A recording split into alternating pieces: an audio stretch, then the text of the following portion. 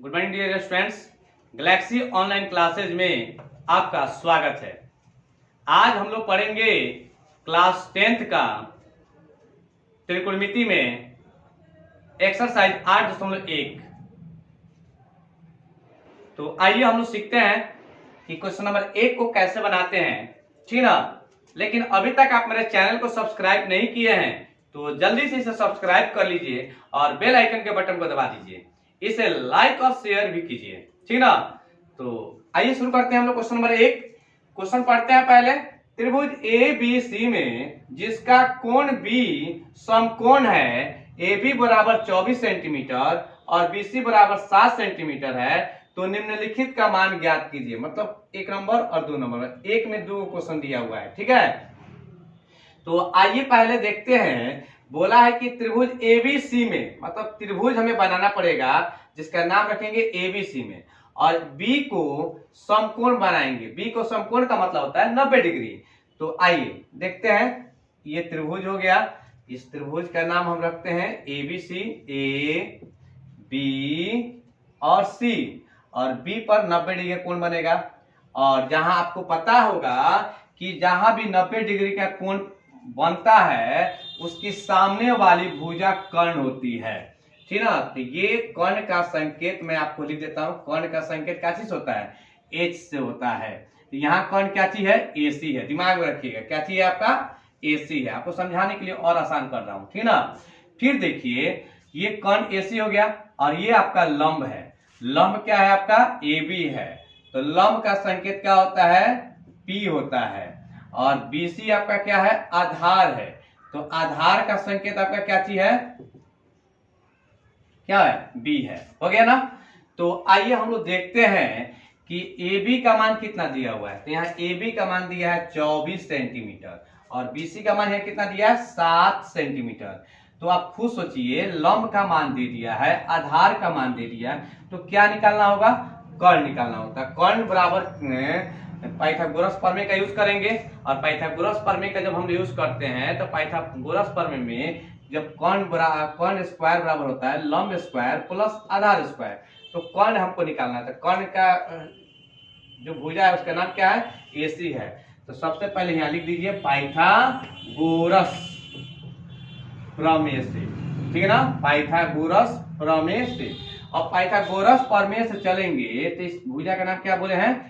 AC बोले हैं। तो ए सी बराबर होता है रूट में लंब स्क्वायर, मतलब A B square plus B C square.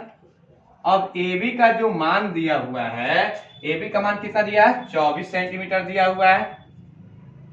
तो 24 का स्क्वायर हो गया, प्लस बीसी का मान कितना दिया है? 7 का स्क्वायर दिया हुआ है। तो 24 में 24 से 2 बार गुना करेंगे तो 576 हो जाएगा, और 7 में 7 से गुना करेंगे तो 49 हो जाएगा, ठीक ना। अब दोनों को जोड़ेंगे तो 625 हो जाएगा, ठीक ना। और 625 का जो वर्गमूल निकलेगा वो कितना सेंटीमीटर हो जाएगा? 25 सेंटीमीटर हो जाएगा, ठीक है ना। तो 625 का वर्गमूल कितना होता है? 25 सेंटीमीटर। अब गौर देखने वाली बात है कि 625 का वर्गमूल 25 सेंटीमीटर होता है, ये बात हमें पता है। बहुत सारे बच्चे को क्या होता है, वर्गमूल निकालने नहीं आता है। तो आइए हम उनको निकालना सिखाते हैं, कैसे निकालते हैं। तो रूट में क्या है? 625 है, ठीक ना। रूट में क्या दिया है? 625 दिया हुआ है। तो 625 का सबसे पहले क्या कीजिएगा? एलसीएम निकालिएगा। तो 125 हो जाएगा, 25 हो जाएगा, 50, 25 हो जाएगा। तो रूट में 5 गुना 5 गुना 5 गुना 5, मतलब 625 के बदले में ये सब लिख दीजिएगा इसको, ठीक ना। अब क्या कीजिएगा? इसका जोड़ा मिलाइए। तो 5 का स्क्वायर और 5 का स्क्वायर, स्क्वायर से रूट हट जाता है तो क्या बचेगा? 5 गुना 5, 50, 25। ये 25 आ गया कि नहीं आ गया? 625 का वर्गमूल क्या हो गया? 25 आ गया। तो ऐसे हम लोग निकालते हैं, ठीक है ना। तो अब तो आपको निकालने में दिक्कत होगा नहीं, ठीक है। तो 625 का वर्गमूल कितना हो गया? 25 सेंटीमीटर। अब प्रश्न में आते हैं, क्वेश्चन नंबर 1। इसमें 1 का पहला नंबर क्या दिया है? तो sign A comma cos A. तो साइन का सूत्र क्या होता है? पी बटा एच होता है। कॉस का क्या होता है? बी बटा एच होता है। ध्यान देने वाली बात है। अब देखिएगा, साइन ए है, ए के सामने वाली भुजा ए, यहाँ पे ए जो कोण है याद रखिए प्रश्न में जिस कोण के बारे में चर्चा करता है तो उसके सामने वाली भुजा जो होती है वह लंब होती है। क्या होती है? लंब होती है। मतलब इस कोण के सामने वाली भुजा, तो ये क्या हो जाएगा? लंब। क्योंकि पहले आप जानते थे कि आधार है, तो आप बता देना चाहेंगे कि प्रश्न में जिस कोण के बारे में चर्चा करेगा उसके सामने वाली भुजा लंब होती है। तो ए के बारे में चर्चा कर रहा है तो ए के सामने भुजा ये लंब हो जाएगा। जब ये लंब हो गया तो ये आपका क्या बनेगा? आधार हो जाएगा। ठीक है ना? और ये कर्ण हो जाएगा। कर्ण कभी बदलेगा नहीं, लंब कभी आधार हो जाएगा, आधार कभी लंब हो जाता है। ठीक ना? लेकिन कर्ण अपनी जगह पे स्थिर रहता है। तो आपको चाहिए क्या? ए से ये लंब हुआ, तो लंब पी से होता है लंब, तो लंब का क्या चाहिए आपका? बीसी है, तो बीसी लिख देंगे। और एच क्या है आपका? एसी है, एसी लिख दिए। ठीक है ना? अब देखिए बीसी का मान आपको कितना दिया हुआ है? 7 दिया हुआ है। बीसी का मान क्या है आपका? 7 दिया है, तो यहाँ पे क्या लिख देंगे? 7 लिख दिया जाएगा। बीसी की जगह पे क्या लिख दिया जाएगा? 7 लिख देंगे। तो आराम से यहाँ पे बीसी के बदले में क्या लिखा जा सकता है? 7 लिख देंगे। और एसी के बदले में क्या लिख देंगे? बताइए। एसी के बदले में यहाँ पे क्या दिया हुआ है? एसी के बदले में 25 दिया है, तो 25 लिख देंगे। तो एक आंसर आपके सामने आ गया। ठीक है। अब आइए कॉस ए का मान क्या दिया है? कॉस ए का मान दिया बी बटा एच दिया है। कॉस ए का मान बी बटा एच है। अब बी बटा एच है तो फिर ए एंगल से जाइए, तो इसके सामने की भुजा ये लंब है, तो लंब आपका ये हुआ, तो ये क्या बनेगा? आधार। क्योंकि बी से है, बी से आधार होता है, तो ये आपका ए बी। तो यहाँ पे ए बी लिख देंगे। क्या लिख देंगे? A B. और एच तो कभी बदलेगा नहीं, मतलब ये हो गया आपका ए सी। तो ए बी और ए सी का मान आप बैठा लीजिए केवल। तो ए बी का मान आपका कितना दिया होगा? बताइए। ए बी का मान आपका 24 हो गया, और ए सी का मान आपका क्या हो गया? 25। ये एक आंसर हो गया। ठीक है ना? अब दूसरा नंबर देखिए इसका, साइन सी कॉमा कॉस सी। ठीक ना? अब आइए साइन का फॉर्मूला फिर लिख देंगे पी बटा एच, और कॉस का फॉर्मूला क्या लिख देंगे? बी बटा एच। अब आपको फिर अब यहाँ पे देखना है कि प्रश्न में किस कोण के बारे में चर्चा कर रहा है? सी के बारे में। तो सी के सामने वाली भुजा लंब हो जाएगी, ये लंब हो जाएगा। तो मतलब पी से आपको लंब चाहिए तो ए बी हो जाएगा, और एच से आपको कर्ण चाहिए तो आपका ए सी हो जाएगा। ठीक है? ये तो हो गया। ए बी का मान आपका कितना दिया हुआ है? 24, तो 24 हो गया। और ए सी का मान आपका कितना दिया हुआ है? 25। यहाँ तक आपको समझ में आ गई होगी। और आइए इसमें देखते हैं हम लोग। ठीक है ना? बी, तो सी के सामने की भुजा ये लंब है, तो ये क्या बनेगा? आधार, तो बीसी हो जाएगा। और बटा एच क्या है आपका? एसी है। तो बीसी का मान क्या हो जाएगा आपका? 7 है। और एसी का मान आपका कितना दिया हुआ है? बताइए। एसी का मान 25 निकला था। ये आपका आंसर हो गया सेकेंड का। अगर आपको ये वीडियो पसंद आ रही है तो इसे शेयर कर दीजिए। ठीक है ना? आइए हम लोग देखते हैं क्वेश्चन नंबर 2। क्वेश्चन नंबर 1 बहुत आसान था, क्वेश्चन नंबर 2 भी बहुत हम लोग के लिए इजी है। तो कैसे हम लोग इसको बनाते हैं, आइए। क्वेश्चन कह रहा है कि tan p minus cot r का मान ज्ञात करना है। tan p minus cot r, और इसमें चित्र दे दिया। इससे पहले वाला प्रश्न में क्या हुआ था? चित्र नहीं दिया हुआ था, तो हम लोग क्वेश्चन को पढ़कर चित्र बनाए हैं लोग। अब क्वेश्चन नंबर 2 में क्या किया है? चित्र आपको दे दिया है। मतलब देखिएगा पी क्यू, ये आपका लंब का मान आपको दे दिया है 12 सेंटीमीटर। और ये हो गया पी आर, मतलब कर्ण का मान आपको दे दिया 13 सेंटीमीटर।